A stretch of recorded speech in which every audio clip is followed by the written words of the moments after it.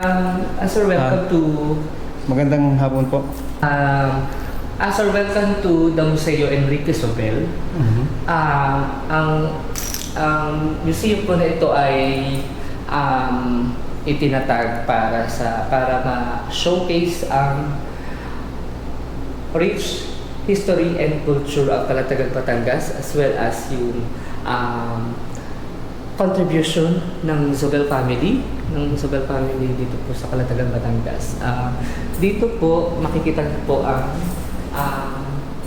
buong mapa ng Calatagan, Batangas.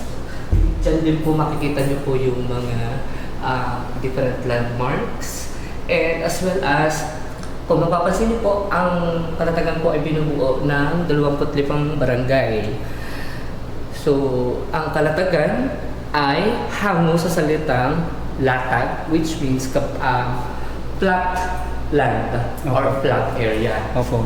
Madami dito sa area ng Calatagan ay mga flat area, kaya siya tinawag na Calatagan. Opo. And then dito po sa mapa makikita niyo po yung, kaya nasabi ko po kanina, makikita niyo po ang iba't ibang mga historical landmarks na naging parte ng Calatagan, Batangas. Ang una po ay ito pong Old Azucarera na matatagpuan po dati sa Barangay Luksuhin. Ikalawa po ay ito po mga dahon ng biga, o kung tawagin ay gabi. Yan. And then meron din po tayo ditong mga mangrove protected areas dito po sa mga coastal areas ng Pinatisan. Sa poblacion area, meron din po tayo dito sa may Balitok. At saka dito po sa Barangay Bagong si Barangay Santa Ana. And then, matatagpuan nyo din po sa mapa ang landmark ng mga usa. Dito po, nung mga unang kaarawan ng Calatagan, madami po ditong population ng mga usa. Yes, so... Sa katunayan po, naging rampant din po yung pagbebenta ng karne ng usa dito dati. Dahil sa kadamihan ng populasyon. And then, nandito din po ang simbahan ng parokya ng Santo Domingo de Silos. Nandito din po ang Jacobo Zobel Park. Ayan. Yes, so, pwede rin po kayong magbisita po dyan. And then, ito pong Cape Santiago. Na ito po ang private. Yes, so... Kopya ng Cape Santiago. Nakapunta na po ba kayo dito? Bago. Little, lighthouse. Lighthouse. So, yun po. And then dito po, makikita niyo po sa loob ng room na ito ang iba't ibang mga photographies ng early Calatagan. So, ayan po. And then dito din po, makikita niyo po yung mga deer hunting activities na naganap dati dito. Apo. Of the record, nakapag-hunt sila ng more than 1,000 na katawan ng... Ang dami. Apo. Diba? Okay. Ng mga usa. Dito naman po makikita niyo po ang mga naging collection ng pamilyang Sobel in terms po doon sa mga religious figures. Ayan po. Dito po sa gilid, makikita natin po ano yung mga pangalan ng mga santo. Katolik sila. And then, kung mapapansin nyo po, ano ba yung mapapansin nyo pala dyan sa mga santo? Parang... kasira yung swing o... Hindi naman po. Ano? Physically, ano po nakikita nyo dyan? Napapansin? Yan, sa akin. Ano ba? Ayun po, yung mga santo. Yung mga yan? Ano siya? May pagka-antique o ano? Kung mapapansin nyo, mga kalbo, walang buhok. Yung gusto kong sabihin, nasa naiyak. Mga walang buhok, tapos walang kamay. Yes. Ibig sabihin kasi nung panahon dati, talamak po dati yung pagkuha ng mga parte ng mga katawan ng santo dahil ginagawa po nila yung agima o anting-anting. Ganun ba? Kaya pala wala silang... Ako, naniniwala po kasi tayo dati na kapag meron kang isang parte ng katawan ng isang santo, Yes. protection mo yan sa kahit Sabi. na anong panganib. Sabi nila. Sabi ko. Mhm. Paniniwala ko. Mhm. Dito naman po ay cultural room. Yes. So, gaya nga po nasabi ko po sa inyo po kanina, si Don Enrique Sobel ay isang philanthropo. So, wala siyang pinipiling tao para tulungan. Kasama na po dyan ang mga Muslim community sa Mindanao. So, yung ilan po dito ay mga collection ni Don Enrique Sobel. Ito po ang pinaka-collection niya ng mga Muslim regalia kung tawagin natin regalo. And then, ito naman po ay ang mga pieces ng Filipino culture. Yes. Sa mga kabarusaya. Tapos ito po yung ating mga igfugang. Ito yung mga unang gamit. Mga woodcrafts. Mhm. And then, ito naman po ay, ito pong aquarium na ito ay representation ng burial tradition noong unang panahon. Mhm. Kasi dati po naniniwala sila na ito pong kalansay na ito po ay resin lang, ano po. Mm. And then, ito pong mga gamit sa, sa paligid ng bangkay, iyan po ay mga gamit, personal na gamit.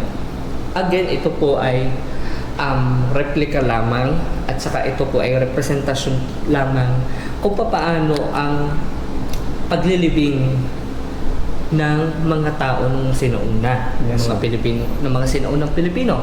So, ibig sabihin po nito, itong mga bagay na ito, dahil naniniwala tayo dati na ang ating, na kung ano man ang mga possessions natin habang nabubuhay tayo, dali-dali natin yan sa kabilang buhay.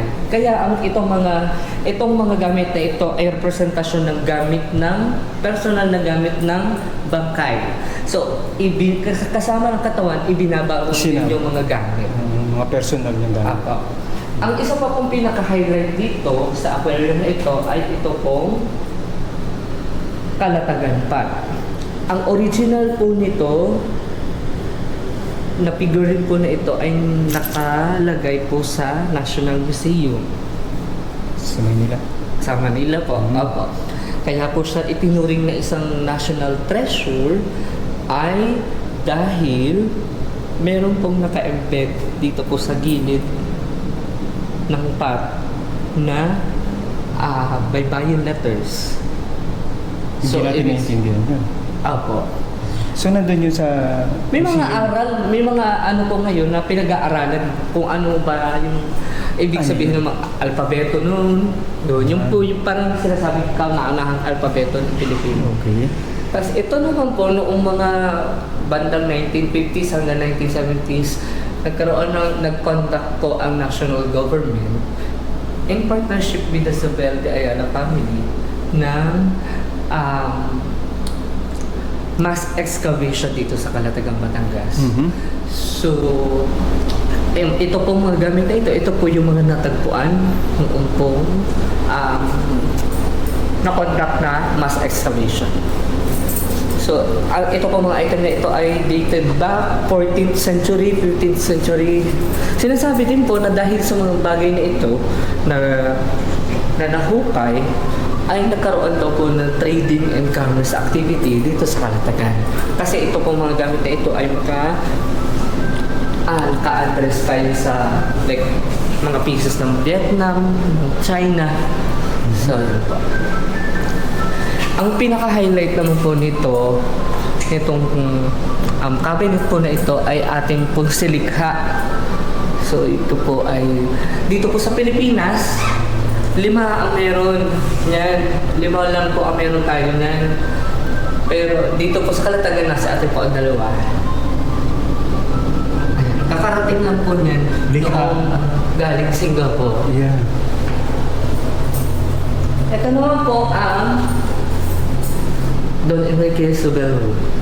So, nandito yung kanyang mga awards, citations, and photo gallery ng aming founder na si Don Enrique Isabel.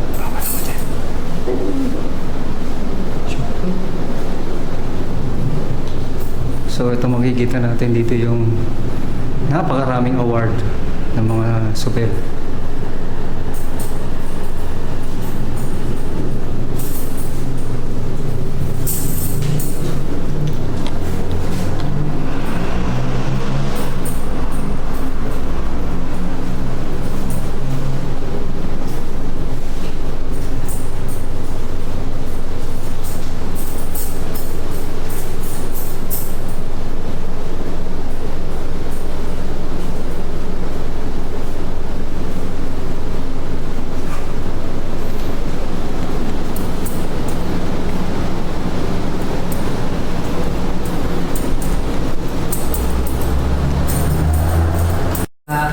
Collection memorabilia ng Pamilya Zobel and other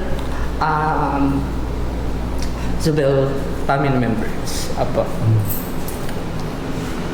Ito po ay collection ng kanilang mga silverware. And then, ito po yung mga photo gallery. Apo. Other collections. And then, dito naman po, nandito po ang ito po ay tinatawag din na Enrique Zobel Room kasi this room po showcases the life of Don Enrique Zobel. He was a farmer, a polo player, an honorary sultan, pilot, public servant, and a businessman. So, later on, you can, pwede naman pong lapitan. Alam mo, sa totoo lang, maraming natutulong ang mga Sobel ngayon. Marami sila. Kami po dito sa Isabel Foundation, kami po kasi yung nag-manage. Sige. Ang Enrique Zobel Foundation po ay itinatag ng aming founder na si Don Enrique Zobel na may layuning makatulong sa bayan ng Calatagan, Batangas.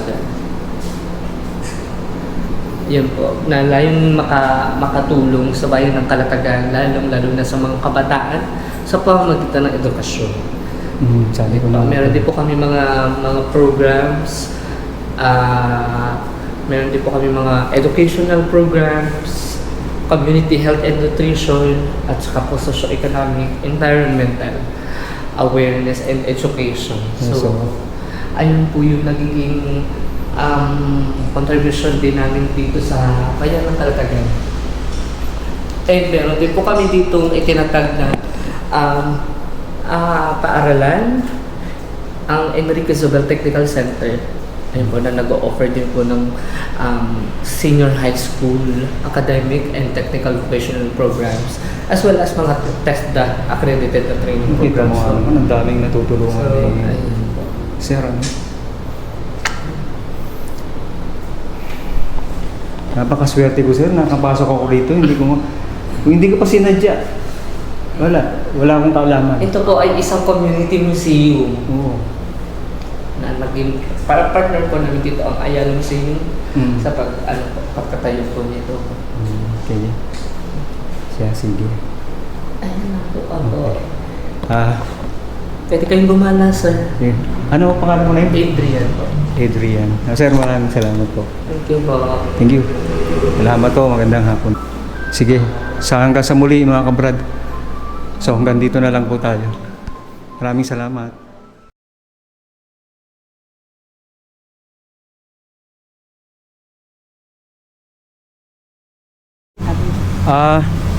Dito tayo ngayon kay Museo ni Enrique Zobel. Ito, ano natin itong mga kaibigan natin na SG. Sir, baka gusto niyong mag-shoutout? Shoutout nga po pala sa page namin, yung Calatagan Angler. Support Yun. nyo na lang po rin sa YouTube yun, puro fishing po ang aming ano daw. Okay, supportahan po natin sila. Sir. Kami naman po ay yung po yung J. Panlasa. Ito naman yun tungkol sa pagluluto ng pagkain. Shoutout na rin sa aking mga kapatid na nasa Cavite, mga Masambal family. Yun, sir. Shoutout sa good luck, sir, sa Thank you po. ingat-ingat sa work. Okay po, thank Okay, you po. supportahan natin ang lahat ng Support vlogger. natin, sir. Thank you po. Okay po. Bye-bye.